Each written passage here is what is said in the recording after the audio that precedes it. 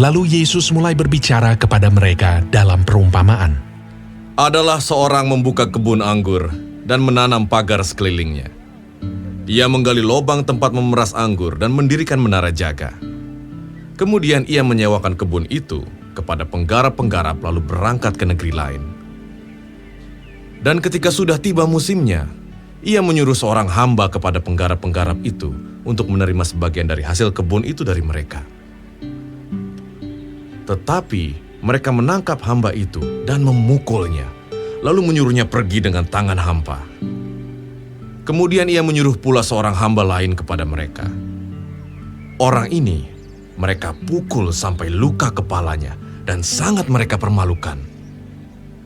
Lalu ia menyuruh seorang hamba lain lagi, dan orang ini mereka bunuh. Dan banyak lagi yang lain, ada yang mereka pukul dan ada yang mereka bunuh. Sekarang tinggal hanya satu orang anaknya yang kekasih. Akhirnya ia menyuruh dia kepada mereka. Katanya, "Anakku akan mereka segani." Tetapi penggarap-penggarap itu berkata seorang kepada yang lain, "Ia adalah ahli waris. Mari kita bunuh dia, maka warisan ini menjadi milik kita." Mereka menangkapnya dan membunuhnya, lalu melemparkannya keluar kebun anggur itu. Sekarang, apa yang akan dilakukan oleh tuan kebun anggur itu? Ia akan datang dan membinasakan penggarap-penggarap itu, lalu mempercayakan kebun anggur itu kepada orang-orang lain. Tidak pernahkah kamu membaca nas ini? Batu yang dibuang oleh tukang-tukang bangunan telah menjadi batu penjuru. Hal itu terjadi dari pihak Tuhan, suatu perbuatan ajaib di mata kita. Lalu mereka berusaha untuk menangkap Yesus, karena mereka tahu bahwa merekalah yang dimaksudkannya dengan perumpamaan itu. Tetapi mereka takut kepada orang banyak, jadi mereka pergi dan membiarkan dia. Kemudian disuruh beberapa orang Farisi dan Herodian kepada Yesus untuk menjerat dia dengan suatu pertanyaan. Orang-orang itu datang dan berkata kepadanya, "Guru, kami tahu Engkau adalah seorang yang jujur dan Engkau tidak takut kepada siapapun juga, sebab Engkau tidak mencari muka, melainkan dengan jujur mengajar jalan Allah dengan segala kejujuran. Apakah diperbolehkan membayar pajak kepada Kaisar atau tidak? Haruskah kami bayar atau tidak?" Tetapi Yesus mengetahui kemunafikan mereka, lalu berkata kepada mereka, "Mengapa kamu mencobai aku? Bawalah kemari suatu dinar supaya kulihat." Lalu mereka bawa.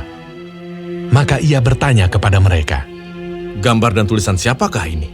Jawab mereka. "Gambar dan tulisan Kaisar." Lalu kata Yesus kepada mereka, "Berikanlah kepada Kaisar apa yang wajib kamu berikan kepada Kaisar, dan kepada Allah apa yang wajib kamu berikan kepada Allah." Mereka sangat heran mendengar dia. Datanglah kepada Yesus beberapa orang Saduki yang berpendapat bahwa tidak ada kebangkitan. Mereka bertanya kepadanya, "Guru, Musa menuliskan perintah ini untuk kita.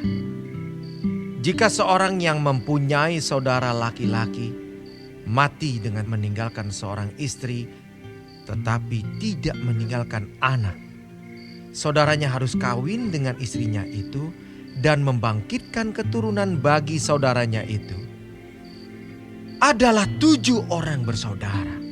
Yang pertama kawin dengan seorang perempuan dan mati dengan tidak meninggalkan keturunan.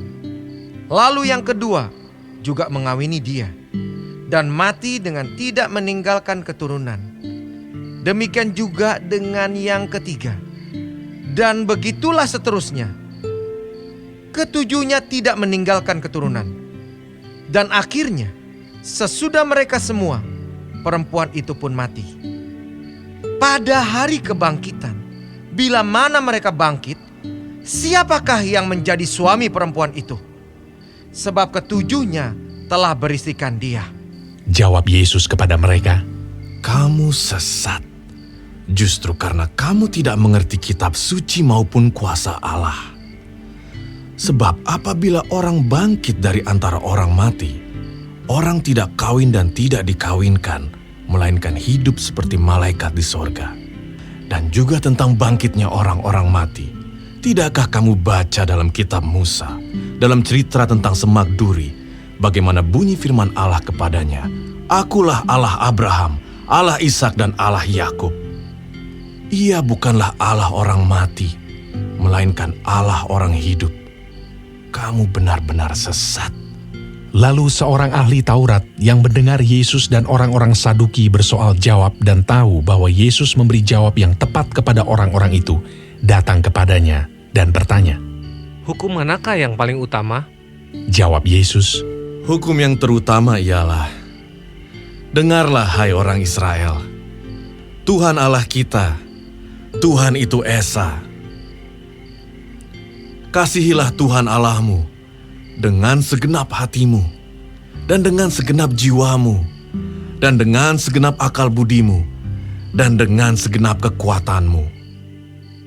Dan hukum yang kedua ialah, kasihilah sesamamu manusia seperti dirimu sendiri. Tidak ada hukum lain yang lebih utama daripada kedua hukum ini. Lalu kata ahli Taurat itu kepada Yesus, Tepat sekali, Guru. Benar katamu itu, bahwa dia Esa, dan bahwa tidak ada yang lain kecuali dia. Memang mengasihi dia dengan segenap hati, dan dengan segenap pengertian, dan dengan segenap kekuatan, dan juga mengasihi sesama manusia seperti diri sendiri, adalah jauh lebih utama daripada semua korban bakaran dan korban sembelihan. Yesus melihat bagaimana bijaksananya jawab orang itu, dan ia berkata kepadanya, Engkau tidak jauh dari kerajaan Allah. dan seorang pun tidak berani lagi menanyakan sesuatu kepada Yesus. Pada suatu kali ketika Yesus mengajar di bait Allah, ia berkata, Bagaimana ahli-ahli Taurat dapat mengatakan bahwa Mesias adalah anak Daud? Daud sendiri oleh pimpinan Roh Kudus berkata, Tuhan telah berfirman kepada Tuanku, duduklah di sebelah kananku, sampai musuh-musuhmu kutaruh di bawah kakimu. Daud sendiri menyebut dia tuannya. Bagaimana mungkin ia anaknya pula? orang banyak yang besar jumlahnya mendengarkan dia dengan penuh minat.